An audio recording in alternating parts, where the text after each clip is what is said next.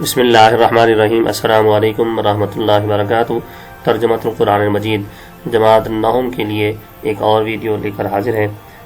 تو آج کی اس ویڈیو میں ہم سورہ سبا اور سورہ فاطر کی MCQs کو حل کریں گے۔ تو آئیے ویڈیو شروع کرتے ہیں۔ سب سے پہلا سوال یہ ہے کہ قوم سبا آباد تھی فلسطین میں، شام میں، یا پھر عراق میں یا یمن میں؟ تو اس کا درست جواب یہ ہے یمن میں قوم سبا آباد تھی۔ دوسرا سوال یہ ہے قوم سبا نے روش اختیار کی تھی جھوٹ کی، ناشکری کی، یا کام چوری کی، یا فساد کی؟ تو اس کا درست جواب یہ ہے کہ ناشکری کی قوم سبا نے روش اختیار کی تھی۔ سوال نمبر 3 یہ ہے کہ حضرت داؤد علیہ السلام کے بیٹے کا نام ہے حضرت یوسف علیہ السلام، یا حضرت موسیٰ علیہ السلام، یا حضرت سلیمان علیہ السلام، یا حضرت اسحاق علیہ السلام؟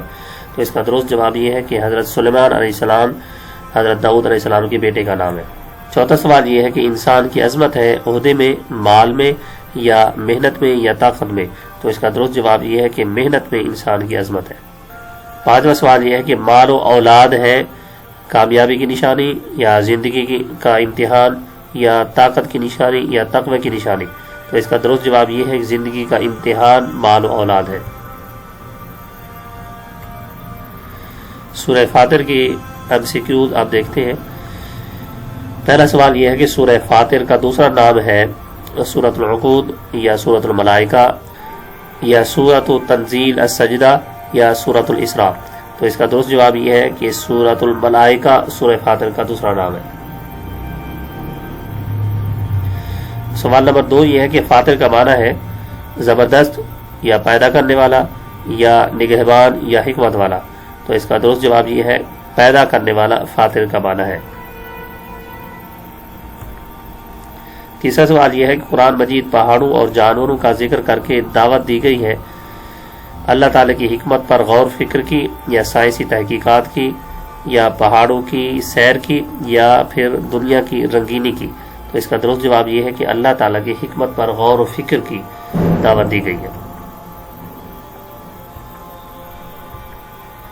سوال نمبر 4 یہ ہے کہ سورہ فاطر کے مطابق اللہ تعالیٰ کا حقیقی ڈر حاصل ہوتا ہے مالداروں کو، یا اہل ایمان کو، یا علماء کو، یا تاجروں کو؟ اس کا درست جواب یہ ہے علماء کو اللہ تعالیٰ کا حقیقی ڈر حاصل ہوتا ہے۔ پانچواں سوال یہ ہے کہ قیامت کے دن انسان کے گناہوں کا بوجھ اٹھائیں گے اس کے والدین، یا اس کے رشتہ دار، یا اس کی اولاد، یا وہ خود اٹھائے گا؟ تو اس کا درست جواب یہ ہے کہ وہ خود قیامت کے دن انسان کے گناہوں کا بوجھ اٹھائیں گے۔